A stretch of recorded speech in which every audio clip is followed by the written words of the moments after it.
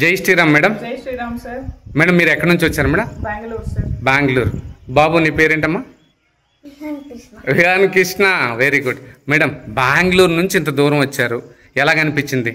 Sir first కొంచెం రాకముందు చాలా భయం వేసేది, ఎందుకంటే ఫస్ట్ టైం మేము వైజాగ్, ఇంతవరకు అసలు ఈ పక్క మాకేమీ లేదనమాట పని. ఇక్కడ ఎవరు పరిచయం లేదు, ఎవ్వరు లేరు అసలు. బెంగళూరే మాది ప్రాపర్ అంతా, కానీ అదే తెలుగు ఎట్లా అంటే ఆంధ్ర సిస్టర్స్ అక్కడి నుంచి వచ్చారు.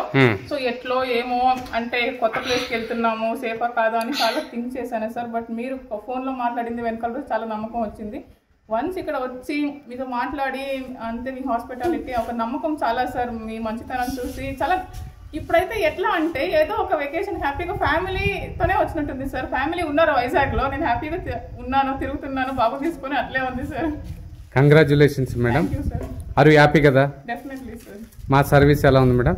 నేను చెప్పాను కదా సార్, హాస్పిటల్కి మాత్రం చాలా చాలా అంటే మనకు మన ఫ్యామిలీ ఉంది, టైంకి అన్ని ఇచ్చేస్తుంది, ఆరాంగా మనం హ్యాపీగా ఉండొచ్చు, అట్లే ఉంది సార్. జై శ్రీరామ్ మేడం. ఫ్యూచర్లో నెక్స్ట్ టైం అది వచ్చినప్పుడు సైట్లోనే మీకు స్టే ఉంటుంది, ఇక్కడే ఉంటుంది, ఇక్కడే ఇల్లు రెడీ చేస్తున్నారు, ఇక్కడే కార్ ఉంటుంది, లంచ్ ఉంటుంది, డిన్నర్ ఉంటుంది, ఉంటుంది ఇక్కడే అపార్ట్మెంట్స్ కూడా కడుతున్నారు. Congratulations madam. జై శ్రీరామ్ మేడం. జై శ్రీరామ్. ఎన్సీసీలో చేసి ఇలాంటి దగ్గర రావాల్సింది మీరు.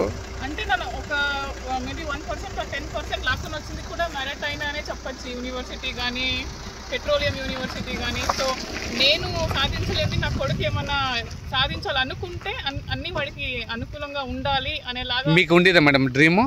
సార్ విపరీతం సార్. ఇప్పుడు కూడా నన్ను పంపించేస్తే వెళ్ళిపోతాను సార్ నేను. If they are ready to take me, ఈ ఏజ్ లో కూడా నేను ఖచ్చితంగా వెళ్ళిపోతాను సార్. ఆర్మీకి. అవును సార్. అంత ఇష్టం? చాలా సార్, విపరీతం. బట్ ఇంట్లో అప్పుడు ఒప్పుకోలేదు కాబట్టి. అవును సార్. ఎన్సీసీ సి సర్టిఫికేట్ అయ్యింది, ఇంకా వేలో వెళ్ళాలనుకున్నాము. బట్ ఇంట్లో ఇంకా ఆడపిల్ల తిరగాలి కదా సార్, స్టేట్స్ లో అవి ఇవి క్యాంపులని. అవును. సో వద్దు అని చెప్పి ఇంకా నువ్వు ఇంజనీరింగ్ చేసుకో అని చెప్పి అట్లా అయింది సార్. నవీన మేడము బెంగళూరు నుంచి వచ్చారండి. ఆ మేడము చిన్నప్పుడు ఎన్సీసీ చేశారు. ఆవిడ డ్రీము ఆర్మీలో, నేవీలో అలాంటి దాంట్లో వెళ్ళాలని. బట్ అది అప్పుడు అవ్వలేదు కాబట్టి వాళ్ళ అబ్బాయి కన్నా పంపించాలని, అంతే కదా మేడం? అవును సార్, అవును. ఇప్పుడు మా అబ్బాయికి అదే జీన్స్ వచ్చిందో ఏమో తెలియదు, కానీ వాడు చిన్నప్పటి నుంచి ఎందుకు ఆర్మీ, ఎయిర్ ఫోర్స్ అంటుంటాడు. మేజర్లీ నేను అక్కడికే వెళ్తాను, ఇండియా ఫ్లాగ్ ని కాపాడేది వాళ్ళే అని చెప్పి మూవీస్ చూస్తుంటాడు కదా.